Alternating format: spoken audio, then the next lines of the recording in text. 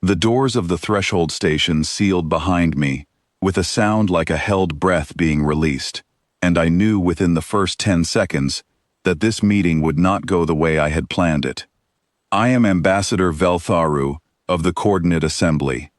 I have sat across from more than 400 species during my career. I have watched empires sign away their futures with shaking hands. I have seen warlords weep and beg for mercy at tables far smaller than this one. Nothing in 3 centuries of service prepared me for what happened in that chamber. The station itself was neutral ground, built on the frozen shell of a dead star that no one claimed and no one wanted. 17 delegations filled the room that day, wrapped in ceremonial cloth, flanked by aides carrying data crystals and translation devices. And then there was the human side of the table. 1 chair, 1 person. Her name was Claire Whitfield, and she carried nothing but a small data slate and a cup of something she called coffee, the steam curling upward like it had somewhere better to be. The conflict, if you could call 3 border skirmishes and 1 destroyed supply convoy a conflict, had already cost the Assembly more than any of us wanted to admit in open session. We came to that table to offer peace. Generous peace. A demilitarized buffer zone stretching 12 light-years deep, shared technology, territorial concessions that our own Treasury ministers had argued against for weeks. We expected relief. We expected gratitude. Humanity was young in this part of the galaxy, isolated, and outnumbered by a margin so large our war planners had stopped bothering to update the ratio. I opened the session the way I always did. Calm voice, open hands, a tone built to put frightened species at ease. Director Whitfield, I said, the Assembly proposes the following terms for a lasting peace between our peoples.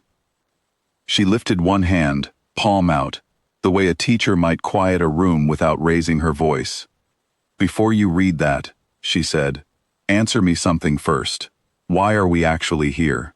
I paused, unsure I had understood the translation correctly. To negotiate a truce, Director, I said. No, she said. Why did your side call this meeting? Not the version written for the record, the real reason. I glanced sideways at the Thesarch delegate beside me. He gave the smallest possible shrug, the kind that meant, tell her, because humans had already proven, 3 times over, that they could smell a lie faster than any scanner we had ever built. Our fleet requires time to fully rearm, I admitted. 18 months, perhaps less. The buffer zone benefits us as much as it benefits you.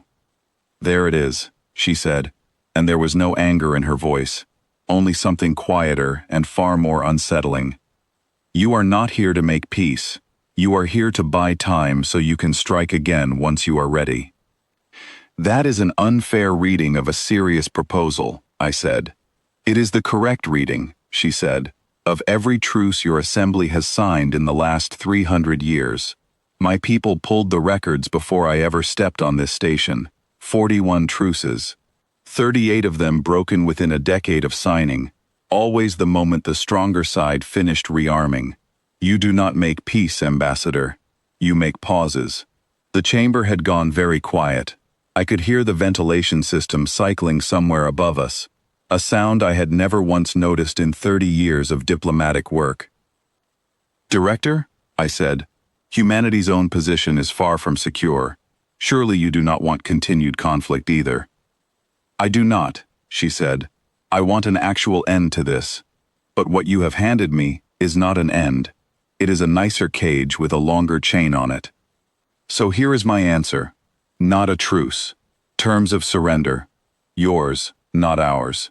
Full disclosure of fleet numbers, weapons research, and shipyard locations, delivered to a neutral verification group, made up of us, with inspections on our schedule, not yours. Or we do not stop at the border you drew. We go to every shipyard you are using to rearm, and we make certain there is nothing left standing to arm. That is not a negotiation, I said. That is an ultimatum, delivered by a species that cannot muster a fleet within 100 light-years of matching ours. She looked at me for a long moment, not with anger, with something closer to pity, and that frightened me more than anger ever could have. "You keep counting ships," she said. "We stopped counting ships 2 centuries ago. We count people who show up. Every colony, every shipyard, every quiet farming world we have got, every single person living on them knows exactly what happens if your fleet crosses that line again. And every one of them has already decided they are willing to pay whatever it costs to make sure you regret it. You are negotiating with a ship count, Ambassador. I am telling you what it looks like when you go up against something that has no ceiling on what it is willing to spend." I opened my mouth to answer. I had projections prepared. Leverage. Careful language built to soften exactly this kind of statement. She was already closing her data slate. "You called this meeting to buy 18 months, she said. "I just gave you the truth for free, which is a better deal than the one you walked in here to make. Take it or leave it. But this offer does not survive your fleet crossing our border a second time. There will not be another table after that." And then, Director Claire Whitfield, the sole representative of a species we outnumbered by a staggering margin, surrounded by delegations who could have ended the meeting with a single gesture, simply stood, turned, and walked out of the chamber. No escort. No fleet posturing waiting outside the station. No final threat thrown over her shoulder for effect. Just one woman, walking away from a table she had every reason in the galaxy to beg at. The Thesarch delegate broke the silence first, his voice barely above a whisper. Did she just leave? I did not answer him immediately. I was still staring at the sealed doors, running the entire exchange back through every framework I had ever used to spot a bluff in over 3 centuries of service. There was no bluff hidden anywhere in what she had said. That was the part that truly frightened me. We reconvened the full Assembly Council 11 hours later, and I gave my report exactly as I am giving it to you now. Humanity did not walk away from that table because they were weak, and they did not walk away because they believed themselves strong in the way we measure strength, with fleets and numbers and reserve capacity. They walked away because they had already decided, long before that meeting began, that they would rather lose everything than sign another cage with our name carved into the lock, and they wanted us to understand that decision with total clarity before a single shot was ever fired again. I remember the silence in the council chamber after I finished speaking. Nobody moved. Nobody reached for their translation devices. Even the Thesarch elders, who had outlived 6 wars between them, sat without a single word to offer. One of the younger delegates finally asked the question everyone was thinking. Do we call her back? Do we offer better terms? I told him what I still believe to be true. Director Whitfield did not leave that room because the terms were insufficient. She left because we had asked the wrong question entirely. We had asked how much peace would cost us. She had already answered a different question days before she ever boarded that station. The question of how much her people were willing to pay to never be asked to kneel again. In the weeks that followed, our fleet analysts pored over every scrap of information we had on human shipyards, human colonies, human resolve. The numbers told us what they had always told us, that we outmatched them in every category that had ever mattered in 300 years of assembly conflicts. And yet every senior officer who read Director Whitfield's words in the transcript came away with the same unease I carried out of that chamber. We are still debating the shipyard disclosures in closed session as I record this.